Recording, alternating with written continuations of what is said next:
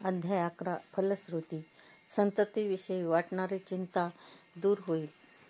अध्याय 11 नरहरी जन्माख्यान. श्री गणेशाय नमः. सिद्धयोगी नामधारकांना म्हणाले, कुरळपूर येथील मतिमंद ब्राह्मण पुत्र श्रीपादांच्या कृपाप्रसादाने विद्वान झाले. त्यानंतर त्यांच्या मातोश्रींनी गुरुआज्ञेनुसार आयुष्यभर शनी प्रदोष व्रत केले. दुसऱ्या जन्मात त्या करंज गावी वाजसनीय शाखेच्या ब्राह्मणाच्या कन्या झाल्या. अंबाभवानी हे त्यांचे नाव. त्यांचा त्याच गावातील माधव नावाच्या एका ब्राह्मणाशी विवाह झाला. हे दाम्पत्य नित्य प्रदोषसमयी शिवपूजन करत असे. शनिवारी आणि त्रयोदशीला त्यांच्याकडे विशेष शिवपूजा असायची. 16व्या वर्षी अंबा गरोदर राहिल्या. त्यांना एक तेजस्वी पुत्र झाले.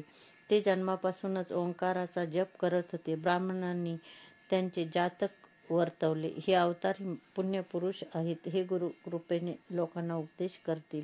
हे अष्टसिद्धी व नवनिधीचे स्वामी होतील. त्यांच्या दर्शनाने लोक पावन होतील. हे संन्यासी होतील.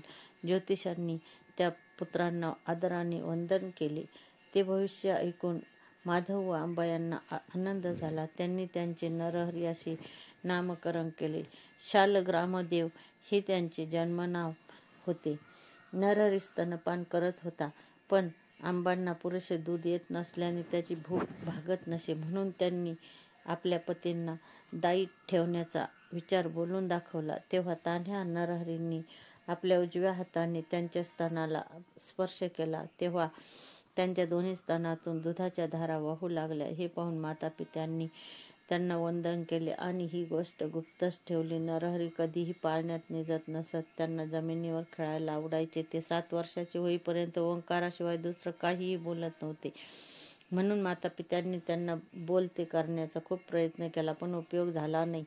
यामुळे ते मुके आहेत की काय अशी चिंता वाटू लागली. 8व्या वर्षी त्यांची मुंज करावी लागणार होती. तेव्हा त्यांना गायत्रीचा उपदेश द्यायचा तरी कसा, हाच मुख्य प्रश्न होता. त्यांचे मुकेपण अंबांना सहन होईना. त्यावेळी त्यांना रडताना पाहून नरहरी घरातून लोखंडी वस्तू घेऊन आले.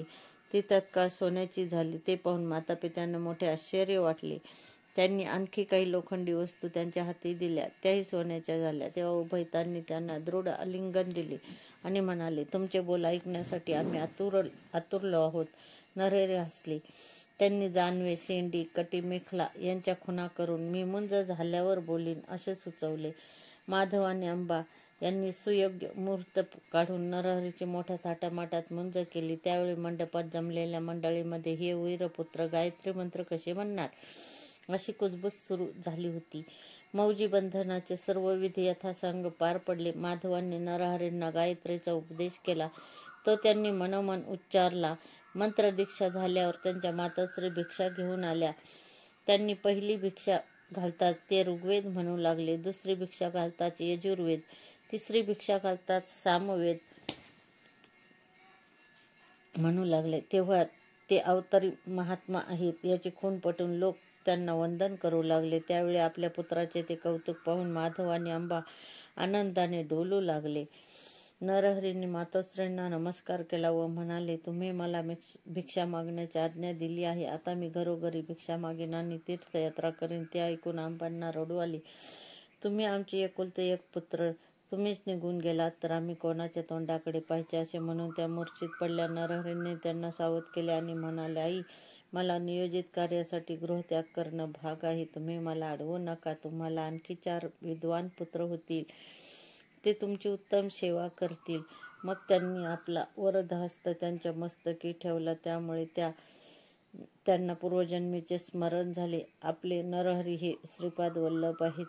आपण त्यांचे नित्य प्रदोषसमयी पूजन करायचो.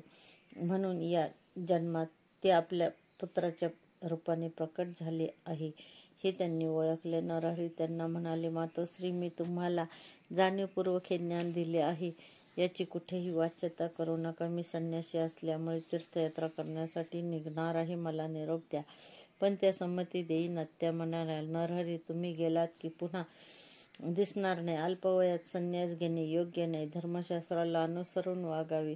ब्रह्मचर्य, गृहस्थ, वानप्रस्थ या क्रमाने नंतर संन्यास घेणे योग्य आहे. आधी इंद्रिये तृप्त करावीत. जीवन समृद्धपणे जगावे आणि मगच तपश्चर्येची वाट धरावी. सिद्धयोगी म्हणाले. नामधारक आंबांचे बोलणे ऐकून नरहरींनी त्यांना जे तत्वज्ञान सांगितले तेच मी तुम्हाला सांगणार आहे, ते लक्षपूर्वक ऐका.